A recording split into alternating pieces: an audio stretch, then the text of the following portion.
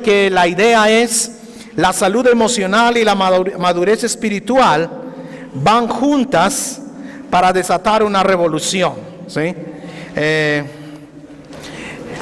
La vida es un viaje, ¿no es así? La vida cristiana es un viaje.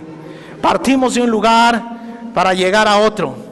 Nacimos en la relación con Dios y un día el propósito es terminar en intimidad con Dios. Toda la historia de la Biblia, del Antiguo Testamento, de los testimonios de los hombres de la Biblia es igual.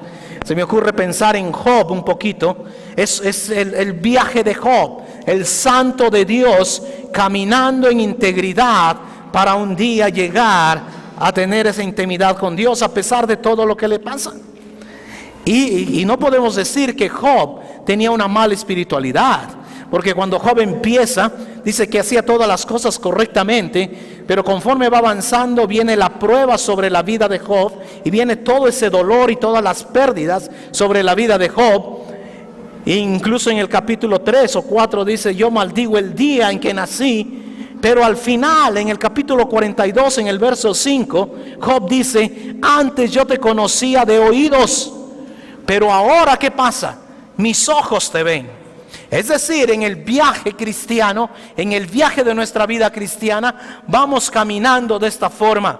Empezamos de alguna forma, pero tenemos que llegar a tener intimidad con Dios. En sus hojitas tiene ahí para que vaya anotando 5 etapas de la vida cristiana. La primera es la etapa de tener un encuentro con Dios. Un poquito atrás, ¿sí? Eso es. La primera etapa es tener un encuentro con Dios. Eso es cuando nosotros nacemos de nuevo.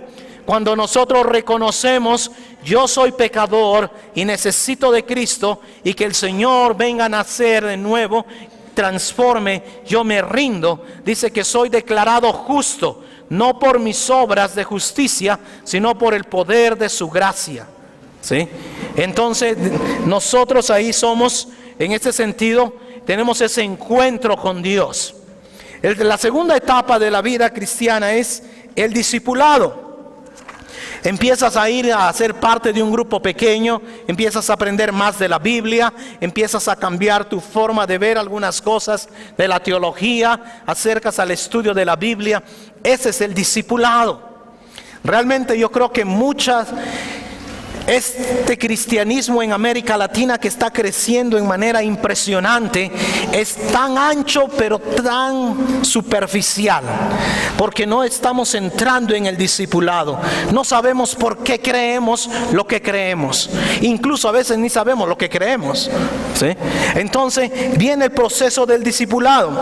Pero en la etapa 3 empezamos a servir. Me empiezo a involucrar de una u otra forma. Empiezo a decir: Dios me está usando para que yo haga esto, yo hago lo otro. Pero de repente, ustedes pueden ver el gráfico ahí, llega la etapa del muro. Y la etapa del muro es lo que hoy nos va a confrontar. Es decir, bueno, ¿qué es lo que está pasando en mi vida? Estoy usando mis dones para la bendición, pero hay algo que no funciona. Entonces empiezo a anhelar incluso las cosas pecaminosas que antes hacía, o empiezo quizás a centrarme solamente en cumplir mis expectativas de lo que yo quiero que pase, pero me doy cuenta que llego al muro, donde mi experiencia en la vida espiritual tiene que sufrir una transformación. Y luego de eso, entonces dice la etapa 4 es la jornada interna. ¿Quién soy internamente? Donde puedo disfrutar las cosas que hago y que no las hago por las razones equivocadas, ¿sí? Y la etapa 5 entonces es hacer esas cosas, pero disfrutarlas.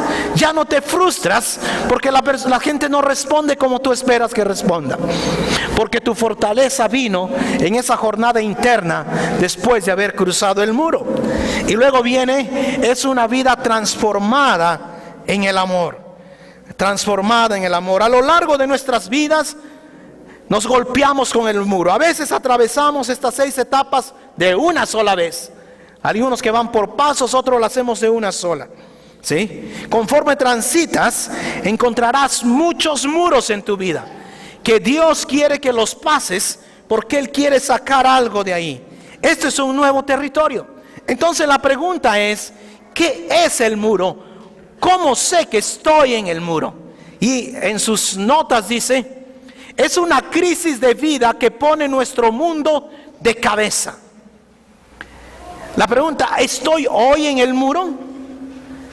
Para la mayoría de nosotros el muro aparece como una crisis en nuestra vida que pone ese mundo de cabeza. Por ejemplo, podría ser quizás un divorcio. Usted acaba de pasar por divorcio. Tal vez sea un matrimonio en fracaso. Puede ser una tradición o la pérdida del empleo. Wow, he estado 20 años trabajando aquí y de repente lo acabo de perder. Puede ser la muerte de un ser querido, de un familiar querido.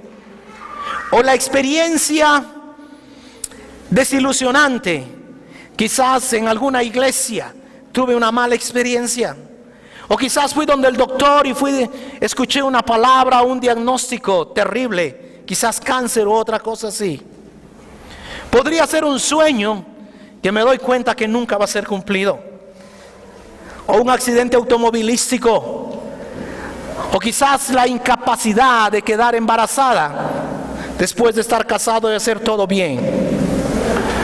Quizás puede ser el deseo profundo de casarse, pero que no puede cumplirse. O tal vez sea que en mi relación con Dios hay sequedad y una pérdida de la alegría que tuvo antes en su vida cristiana. Hago estas cosas y no siento el mismo sabor de antes. ¿Qué es lo que pasa? Cuando nos golpeamos con el muro, entonces empezamos a cuestionar a Dios. Nos cuestionamos a nosotros mismos. ¿Es este Dios verdadero al que yo sirvo? ¿Realmente este Dios escucha las oraciones que yo hago? ¿Sí? Y empezamos a cuestionar a la iglesia, a los demás creyentes que nos rodean, y siempre nos quedamos con más preguntas que respuestas. No sabemos dónde está Dios, no tenemos idea de lo que está haciendo, dónde terminará.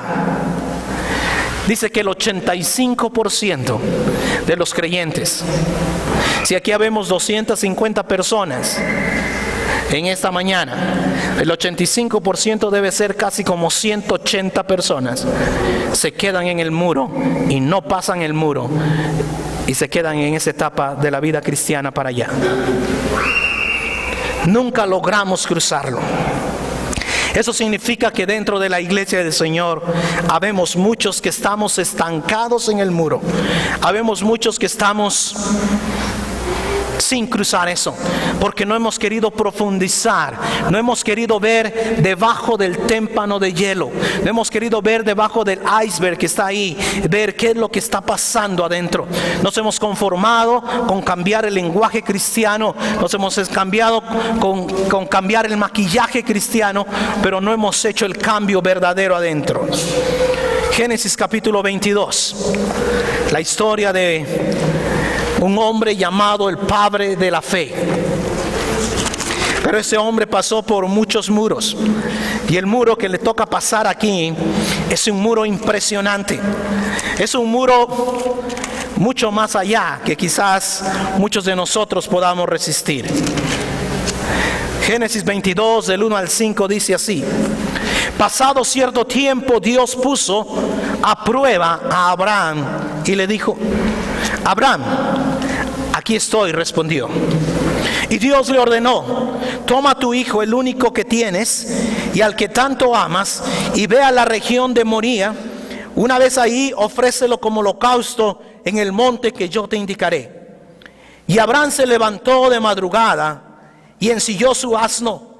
También cortó leña para el holocausto, y junto con 2 de sus criados y su hijo Isaac, se encaminó hacia el lugar que Dios le había indicado. Al tercer día Abraham alzó los ojos y a lo lejos vio el lugar.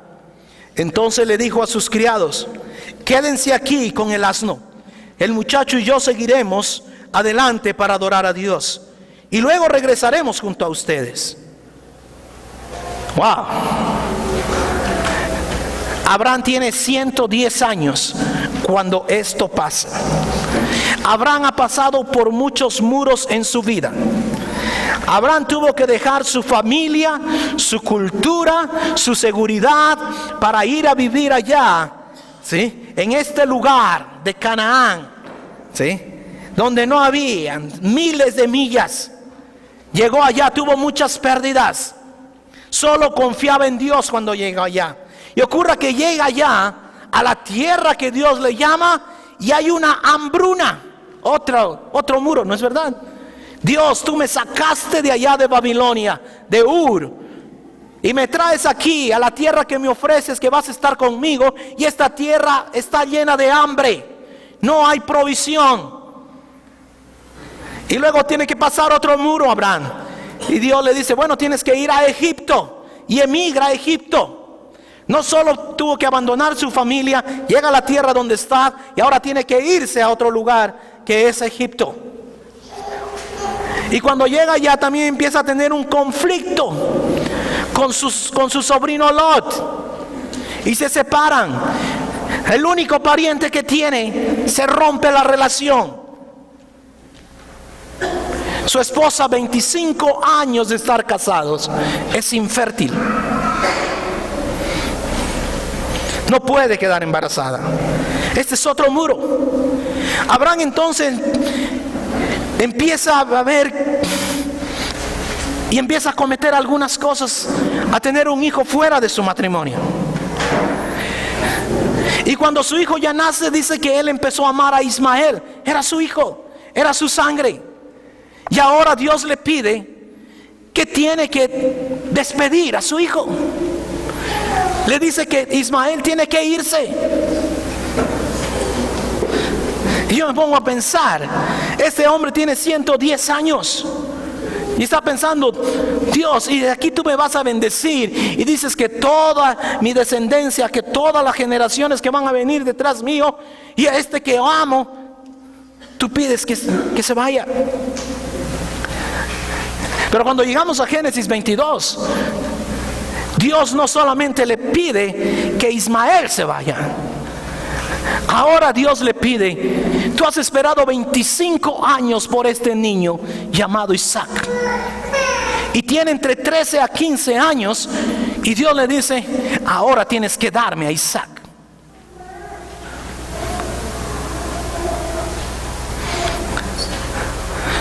La pregunta es, ¿qué es lo que Dios quiere sacar de ahí? Y hay muchas cosas que aprender ahí, porque Abraham quizás está en el muro más grande de toda su vida. Tengo 110 años, 25 años esperado por este hijo, y ahora tú me lo pides que yo te lo sacrifique. Si usted quiere ver cómo eran los sacrificios, puede leer Levítico capítulo 1. Abraham está en el muro. Quizás hay una crisis en tu vida. Quizás si yo fuera Abraham dijera, Dios, ya es suficiente, ¿no es verdad? ¿Hasta cuándo? David dijo muchas veces, ¿hasta cuándo, Dios? Quizás hay esa crisis que está ahí, ¿sí? Mientras va en el camino al sacrificio, no hay un récord en la Biblia, no hay algo que está escrito en la Biblia si habló con Sara. ¿Sí? La escritura, Moisés cuando escribe el Pentateuco no nos pone si pudo dialogar con Sara. Pero usted se imagina diciéndole a la esposa, mira, esposa mía, este es tu único hijo, nuestro único hijo, es la esperanza que tenemos y Dios me pide que lo sacrifique. Si usted es la esposa de Abraham va a decir, no, José, no sé, no hay tal. Sin embargo, Abraham va, lleva el cordero para el holocausto. Abraham tiene una buena actitud porque Abraham conoce a Dios. Creo que esa es la diferencia entre nosotros y Abraham. Abraham conoce a Dios. Yo creo que Dios hizo esto para descubrir qué había en el corazón de Abraham. Y quizás la pregunta es, ¿qué es? La pregunta de Dios para Abraham es, Abraham, ¿qué es lo que tú valoras más en tu vida, más que a mí mismo? No sé si se ha puesto a pensar en eso. Eso se llama idolatría, ¿no es verdad? ¿Qué es lo que usted valora en su vida más que a Dios mismo? Y yo creo que el propósito aquí de Dios es mostrarle a Abraham: busca dentro tuyo qué es lo que tienes que despojarte. Busca dentro tuyo qué es lo que realmente necesitas cambiar. Yo no quiero ponerme en los zapatos de Abraham. Creo que son demasiado grandes para mí. ¿Sí? Pero sí puedo analizarme dentro mío. ¿Qué cosas realmente no quiero soltarme en el muro cuando Dios me está hablando? Quizás es mi actitud muchas veces. Quizás es cuando pienso que siempre estoy correcto. ¿Eh? Yo no me equivoco, siempre estoy correcto. O quizás es cuando estás pensando: wow, yo tengo todas las respuestas. Y empiezas a analizar cuál es el muro, qué es lo que Dios te está pidiendo. Porque si yo fuera Abraham, dijera: Dios, yo he pasado por todos los muros y llego aquí, y lo que tú quieres es mi hijo, lo que más amo.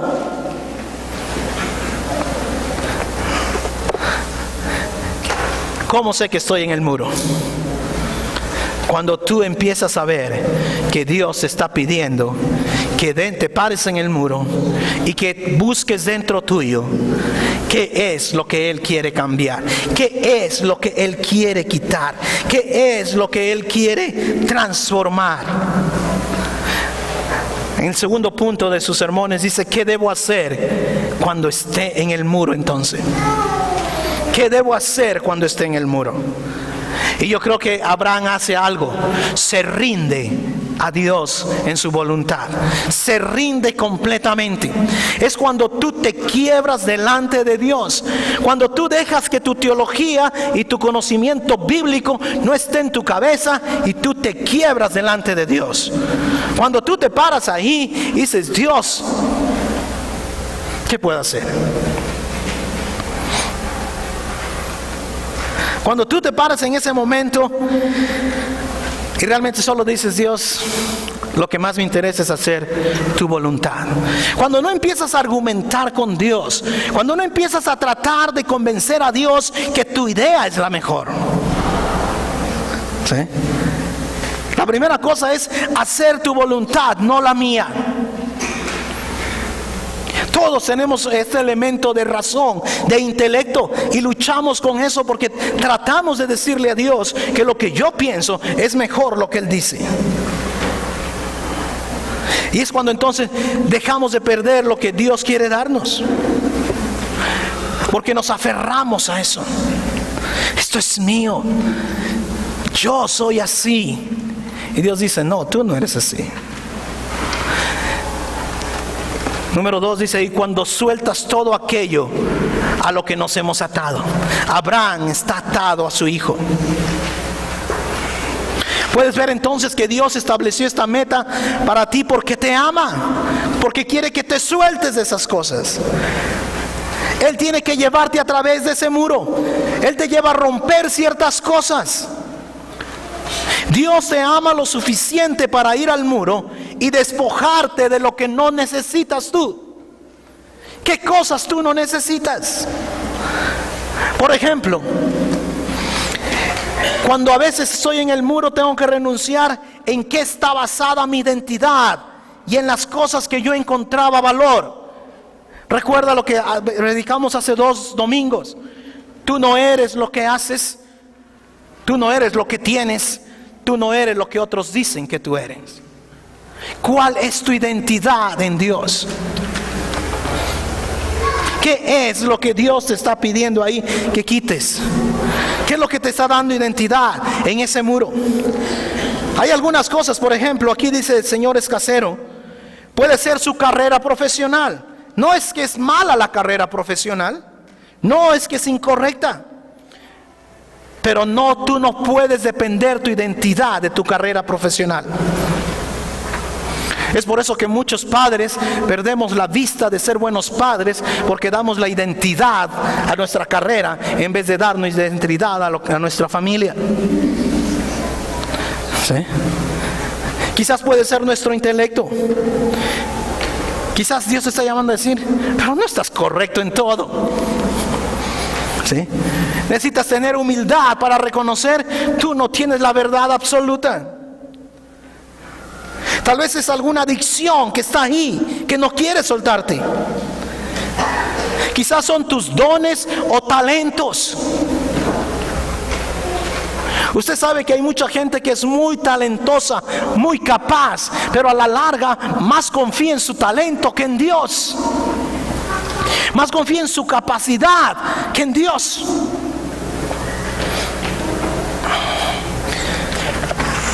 ¿Qué es lo que tienes que soltar ahí? ¿Qué es lo que necesitas dejar ahí? Abraham está luchando ahí. Y Abraham le pide algo muy tangible: dame a tu hijo. Tercer punto es: ¿cuál es el propósito de los muros en nuestra vida entonces?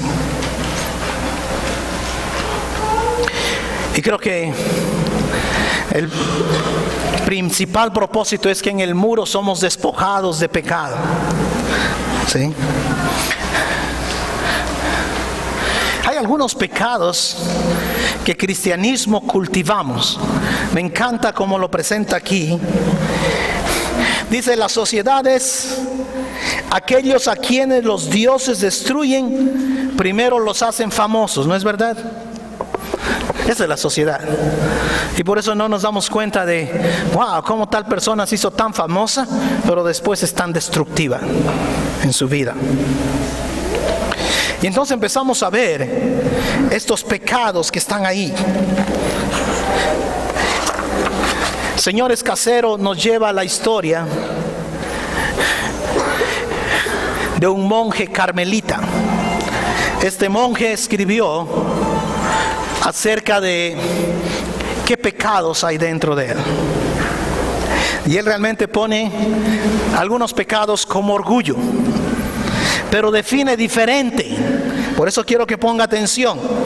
Cuando dice el pecado como orgullo, orgullo es la tendencia cuando usted juzga a otras personas.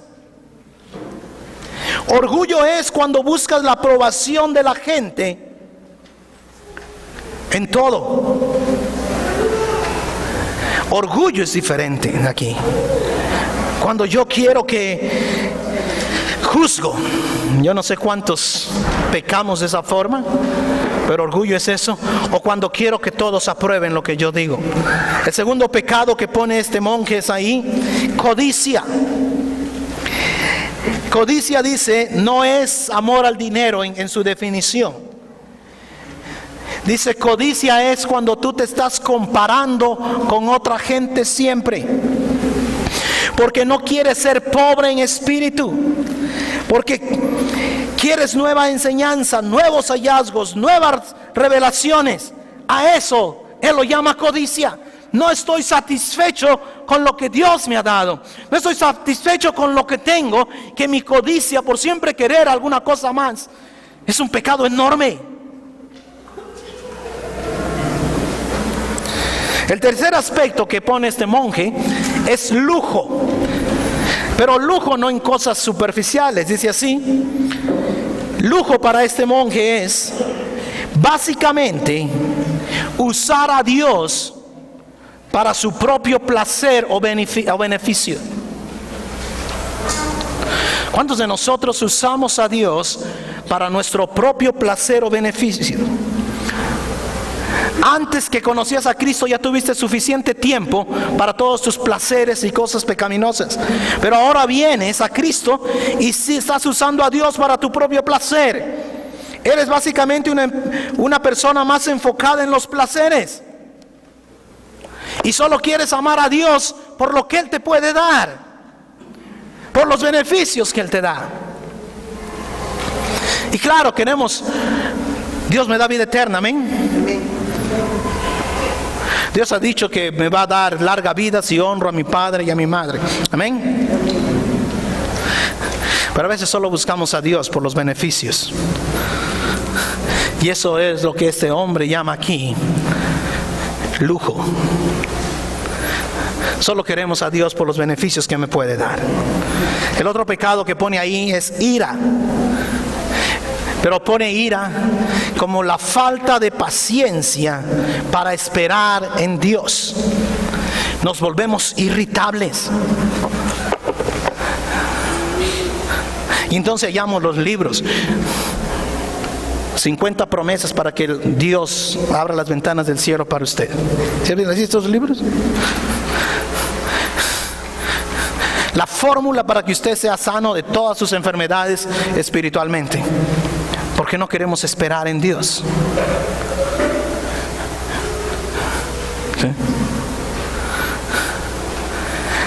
El siguiente pecado que está en sus hojas es glotonería.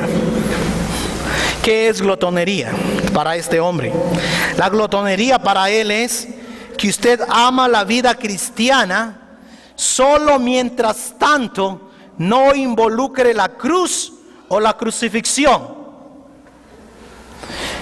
Solo mientras no involucre sacrificio o esfuerzo.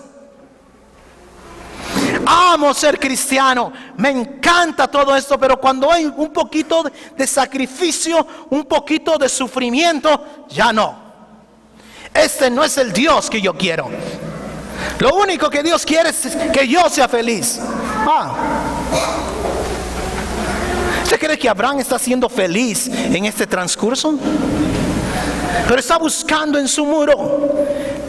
Muchos de nosotros somos glotones espirituales. Solo queremos los beneficios, y cuando hay sufrimiento, cuando hay sacrificio, no queremos saber nada de Cristo.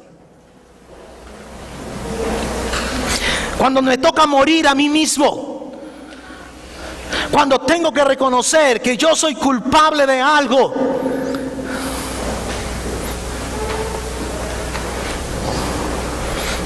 el sexto es envidia espiritual. Es cuando usted es infeliz cuando a otros les va bien.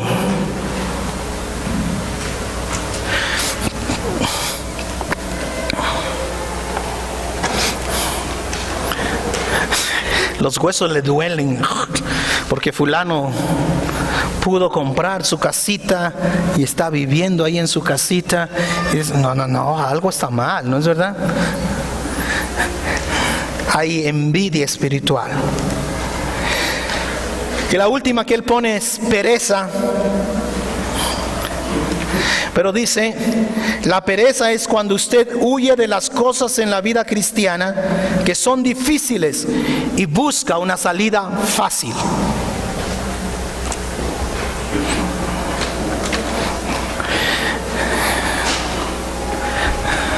Si usted está queriendo dejar todo lo que está enfermo emocionalmente en esta campaña, y usted no toma el tiempo para trabajar en el devocional e ir a los estudios bíblicos y crecer, usted está en este pecado de pereza. Al inicio de la campaña yo dije, porque nos enseñaron todo el Dios del milagro, ¿no es verdad? El Dios de la máquina de Coca-Cola. Usted mete la moneda y aplasta esa y ¡pac! Automático todo. Pero Dios es un Dios de procesos, que nos tiene que costar trabajar, que tiene que costarnos memorizar la escritura. Usted no puede dejar una adicción ya así. Dios puede transformarnos absolutamente, pero necesita trabajar. Usted no puede descuidarse. Todos los días tiene que depender de la palabra. ¿Cuál es el propósito cuando usted está en el muro? Que usted averigüe qué es lo que tengo que dejar, qué es lo que tengo que despojarme. Pero tengo que ver que hay pecados más profundos adentro. Número 2, en el punto 3 es: en el muro descubro lo que tengo que hacer en mi vida. En el muro descubro lo que tengo que hacer en mi vida. ¿Qué es lo que tengo que hacer en mi vida? La primera es haciendo conciencia de mí mismo.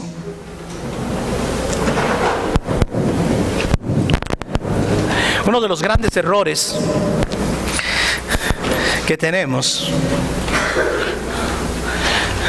es que siempre creemos que la otra persona es culpable de todo. Y espiritualidad emocionalmente sana es, para bailar se necesitan ¿cuántos? 2. ¿Sí? Tome conciencia de sí mismo.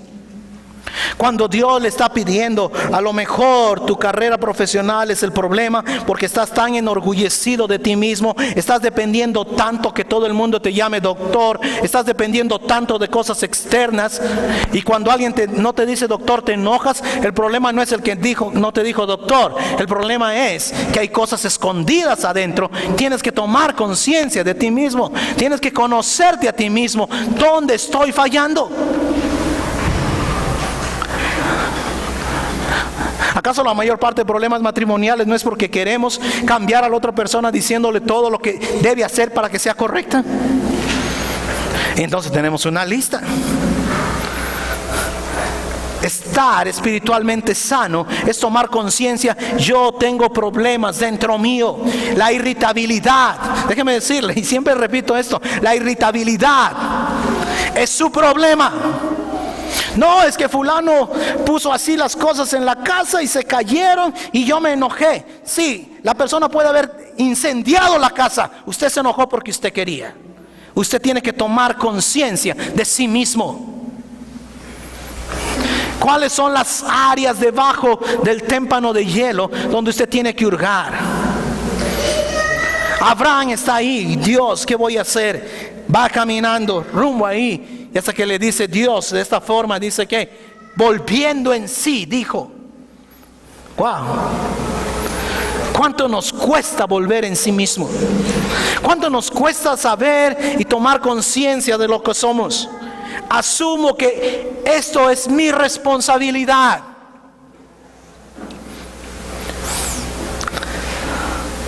La segunda cosa de lo que usted debe hacer en el muro es perdón.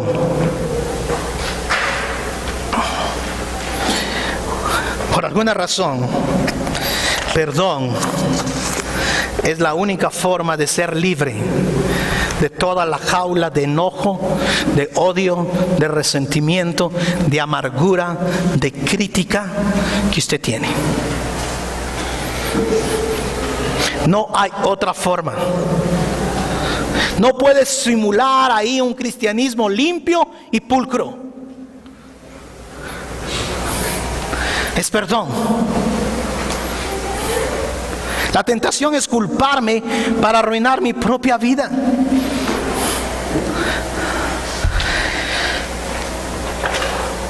¿Por qué nos cuesta tanto perdonarnos? Porque nos cuesta tanto reconocer en el muro qué es lo que necesitamos hacer. Nos cuesta tanto reconocer: alguien me hizo daño alguna vez en la vida, me causó dolor y yo necesito perdonarlo. Y Dios, vengo a ti en este día para ponerte el dolor que he sentido por todos estos años delante tuyo. Después de todo, Dios lo conoce, ¿no es verdad? Pero no queremos perdonar. Es más fácil estar a la defensiva antes de confiarnos en perdonar. Es más fácil recalcar en nuestra mente todos los insultos, todas las cosas malas que pasamos, todo el dolor que hemos sentido. Perdón es la única manera que usted puede experimentar libertad. No hay otra forma. Usted puede ir al mejor curso de teología, puede saber toda la Biblia, usted puede saber todas las doctrinas de la Biblia. Si usted no experimenta perdón, usted va a tener raíces de amargura. Usted está en el muro. Dios lo tiene por alguna forma, por alguna razón ahí, y lo que quiere es despojarlo, vaciarlo, purgarlo de todo eso. ¿Para qué? Para que Él pueda actuar. Y la primera cosa, usted debe tomar conciencia. ¿Qué es lo que necesita hacer Dios? La segunda cosa es perdón. Es la clave para empezar a ser libre.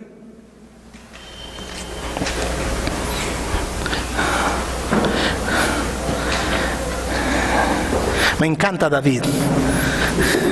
En medio de todo su pecado, en toda la cosa horrible que hizo, cuando escribe el Salmo 51 dice: lávame más y más de mi maldad y límpiame ¿de qué? De mi pecado. Y la tercera es aceptación. ¿Cuáles son mis límites?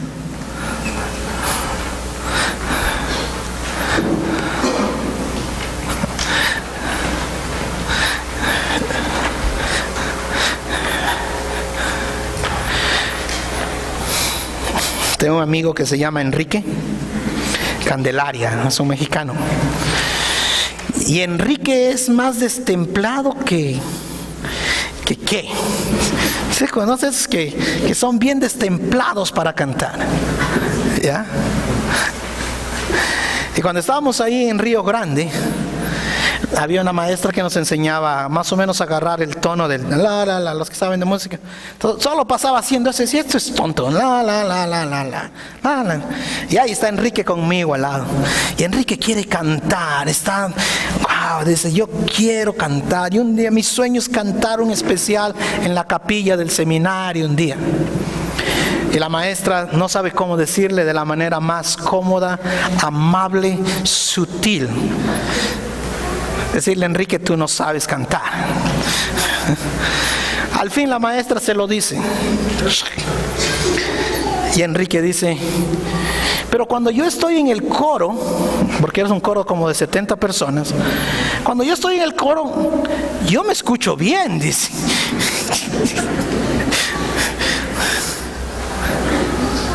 Yo no sé si tú has reconocido tus límites. ¿Sí?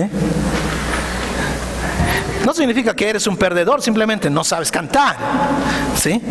Tienes que reconocer, Dios, yo tengo un problema de irritabilidad, ese es mi límite. Dios, yo tengo un problema de glotonería espiritual, ese es mi límite. Dios, este es algo que está ahí adentro, alguien lo puso en mi mente, alguien lo puso en mi corazón, y ahora que estoy en el muro, ayúdame a aceptarme. Que cuando otro comete un error y yo me enojo, ese es mi problema.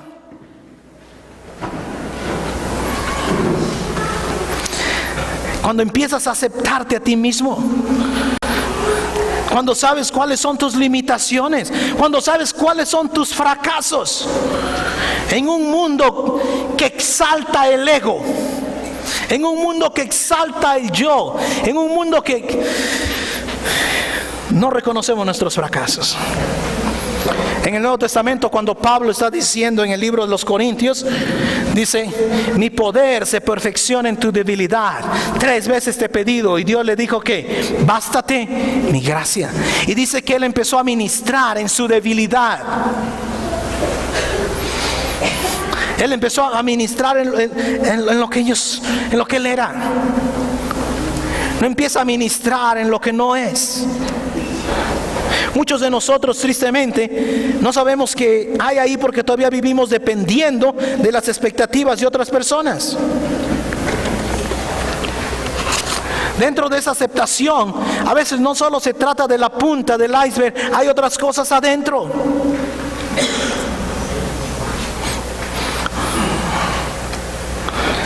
Pero no es para quedarnos ahí toda la vida, estancados. Tenemos que cruzar el muro.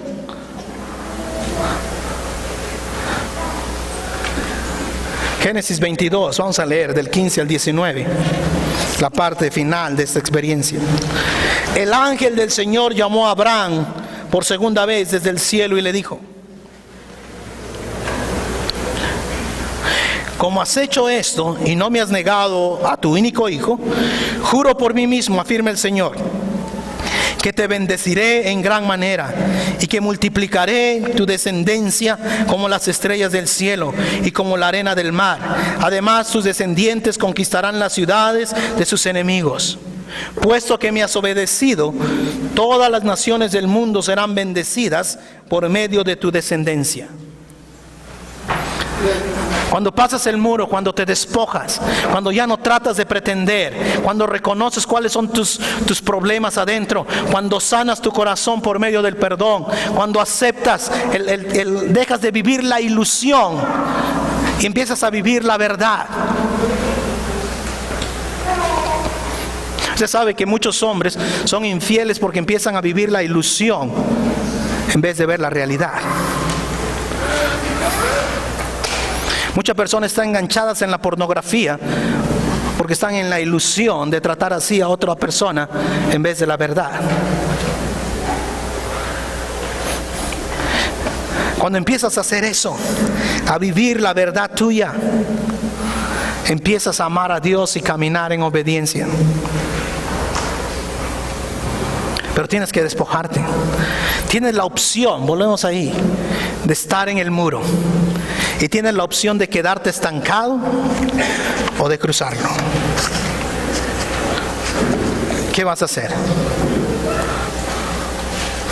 Quizás piensas que estás en una jaula a veces, pero Dios te está vaciando adentro. ¿Y sabe qué es lo difícil de este material?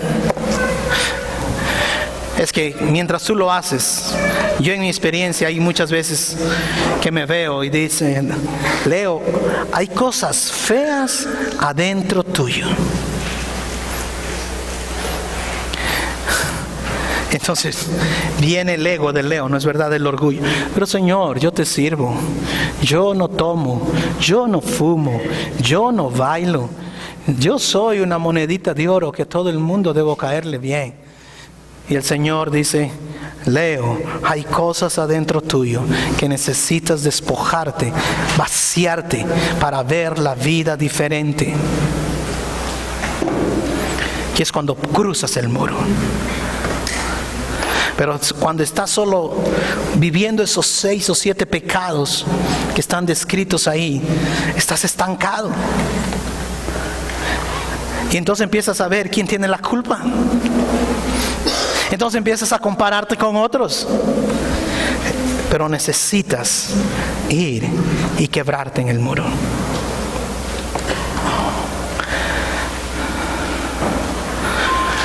Vamos a tomar un minuto. Yo quiero que cierres sus ojos ahí.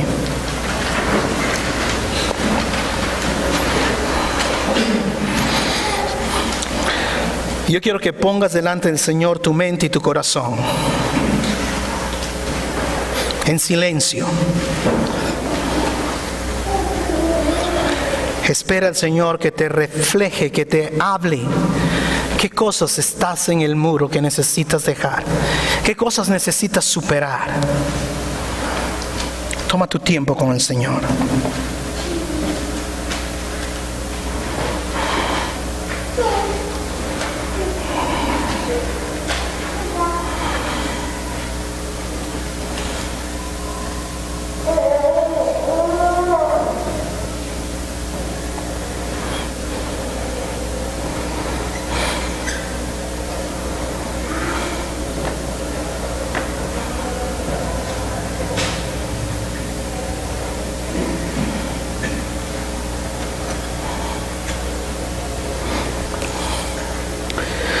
Señor, ayúdame a acercarme más a ti sin importar las consecuencias.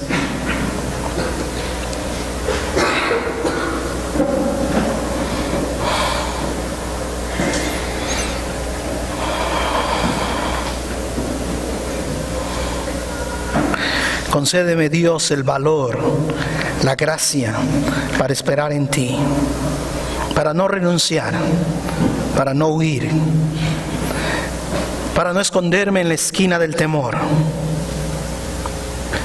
Señor, ayúdame a abrir mis manos para dejar ir a la gente, las cosas, los hábitos que me tienen atrapado por temor.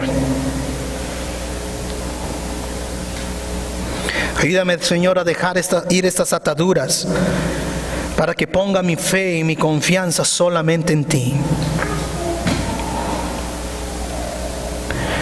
Te pido que durante este tiempo de este muro de dolor, tú camines junto a mí.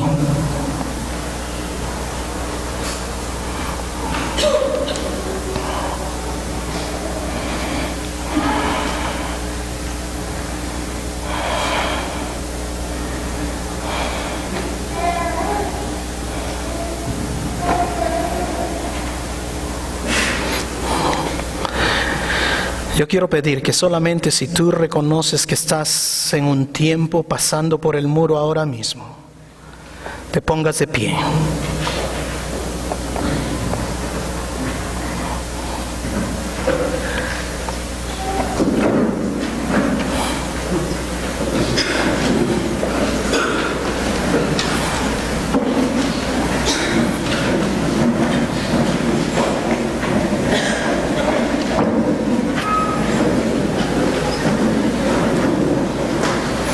No te pongas de pie si no sientes que estás en el muro.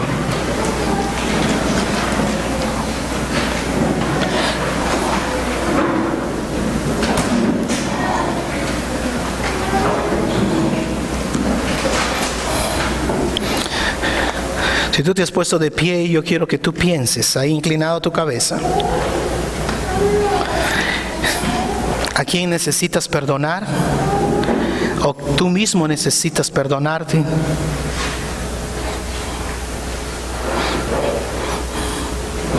Dice, Señor Jesús, yo decido perdonar. Si es tú mismo que necesita perdonarse, si es alguien más, dilo ahí en silencio. Y di por qué necesitas perdonar. Quizás fuiste abusado, abusada. Quizás estás en una relación de esa naturaleza.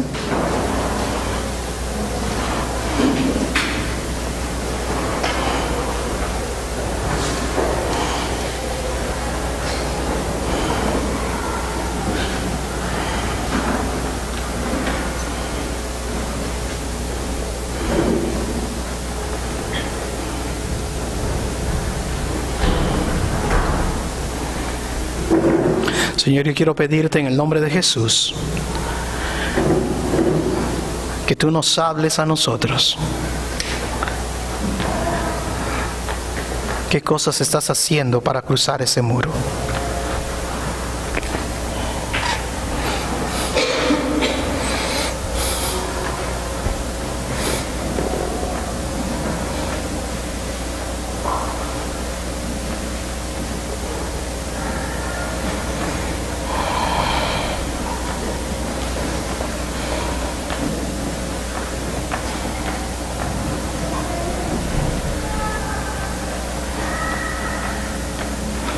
Gracias, Padre, te lo pedimos en el nombre de Jesús.